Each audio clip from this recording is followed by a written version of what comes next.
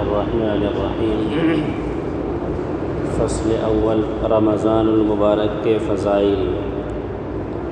عن سلمان رضی اللہ عنہ قال خطبنا رسول اللہ صلی اللہ علیہ وسلم في آخر يوم من شعبان فقال يا أيها الناس قد أظلكم شهر عظيم مبارك شهر فيه ليلة خير من 1000 شهر شهر جعل الله صيامه فريضة وقيام ليله تطوعا من تقرب فيه بخصلة كان كمن أدى فريضة فيما سواه ومن أدى فريضة فيه كان كمن أدى 70 فريضة فيما سواه وهو شهر الصبر والصبر ثوابه الجنة إلى آخر هذا الحديث۔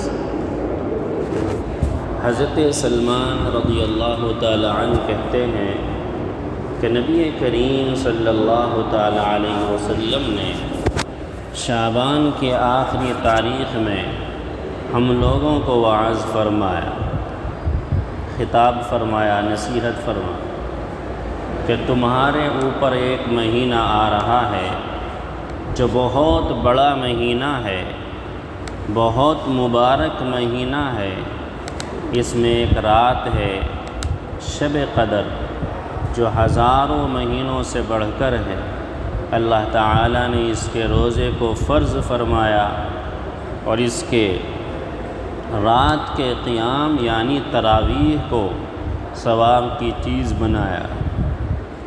جو شخص اس مہینے میں کسی نیکی کے ساتھ اللہ کا قرب حاصل کرے، ایسا ہے جیسا کہ غیر رمضان میں فرض ادا کیا، اور جو شخص اس مہینے میں کسی فرض کو ادا کرے وہ ایسا ہے جیسا کہ غیر رمضان میں 70 فرض ادا کیے۔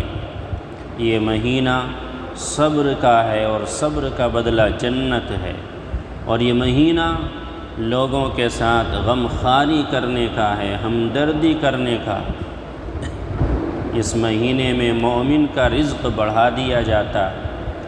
جو شخص کسی روزے دار کا روزہ افطار کرائے اس کے لیے گناہوں کے معاف ہونے اور آگ سے خلاصی کا سبب ہوگا، اور روزے دار کے ثواب کی مانند اس کو ثواب ہوگا، مگر اس روزے دار کے ثواب سے کچھ کم نہ کیا جائے گا۔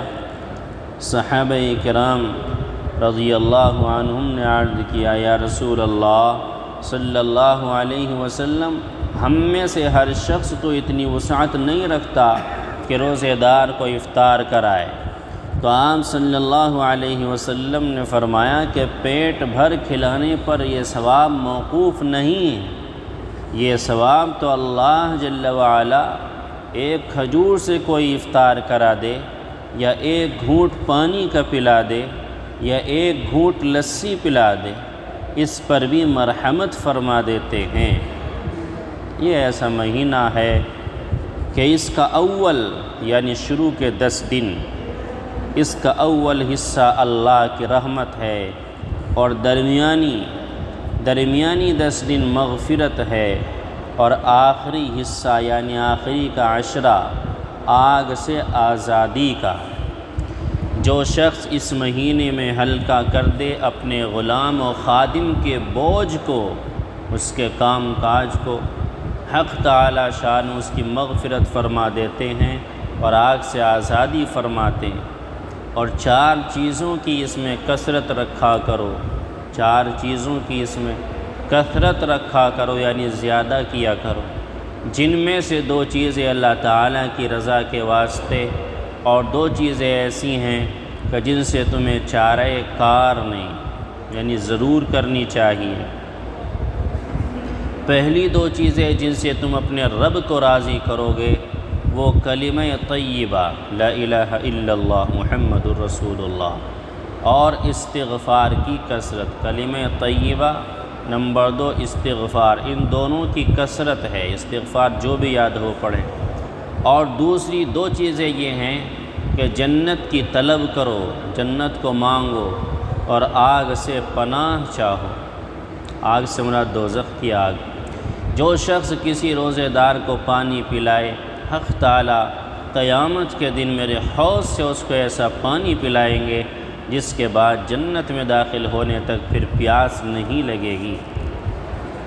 فائدہ: محدثین کو اس کے بعد روات میں کلام ہے، لیکن اول تو فضائل میں اس قدر کلام قابل تحمل۔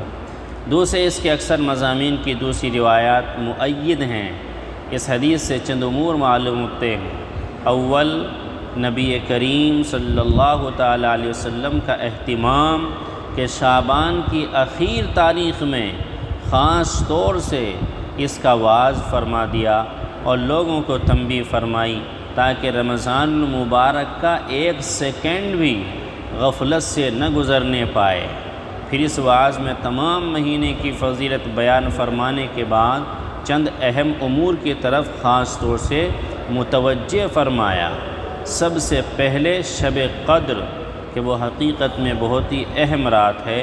ان اوراق میں اس کا بیان دوسری فصل کے اندر آگے مستقل آ رہا ہے۔ اس کے بعد ارشاد ہے کہ اللہ نے اس کے روزے کو فرض کیا، اس کے قیام یعنی تراویح کو سنت کیا۔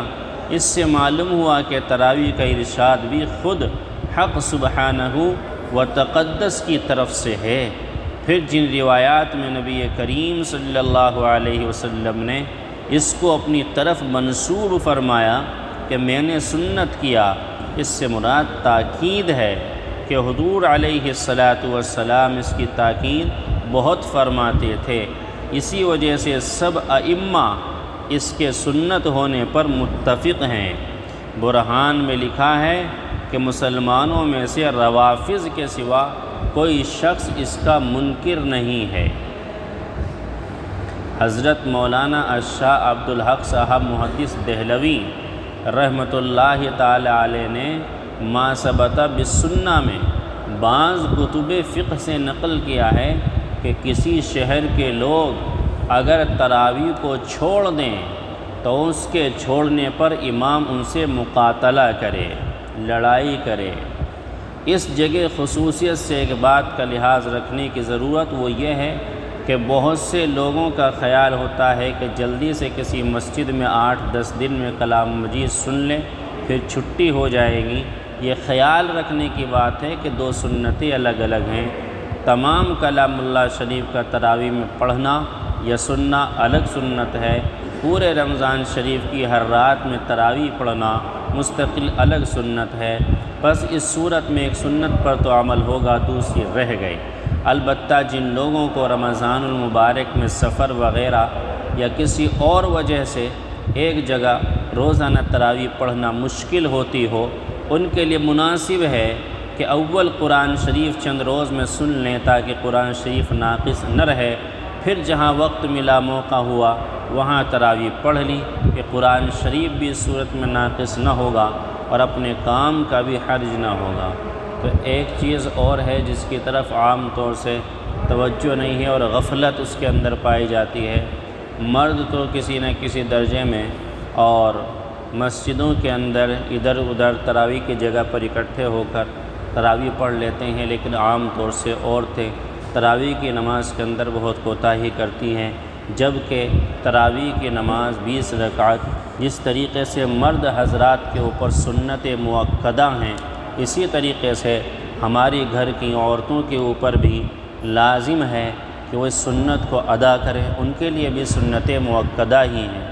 ہر عورت کے اوپر بغیر جماعت کے الگ تنہا گھر ہی کے اندر رہتے ہوئے سنت مؤکدہ کو ادا کرنا ضروری ہے، اور 20 رکعات تراویح کا پڑھنا ان کے لیے بھی سنت ہے۔ دعا کریں اللہ تعالیٰ ہمیں عمل کی توفیق عطا فرمائے، گناہوں سے نافرمانیوں سے ہم سب کی حفاظت فرمائے، رمضان مبارک کی قدردانی کی توفیق عطا فرمائے۔ سبحان اللہ وبحمدہ، سبحانک اللہم وبحمدک، نشہد ان لا الہ الا انت، نستغفرک ونتوب الیک۔ سبحان ربک رب العزة عما یصفون، وسلام علی المرسلین، والحمد للہ رب العالمین۔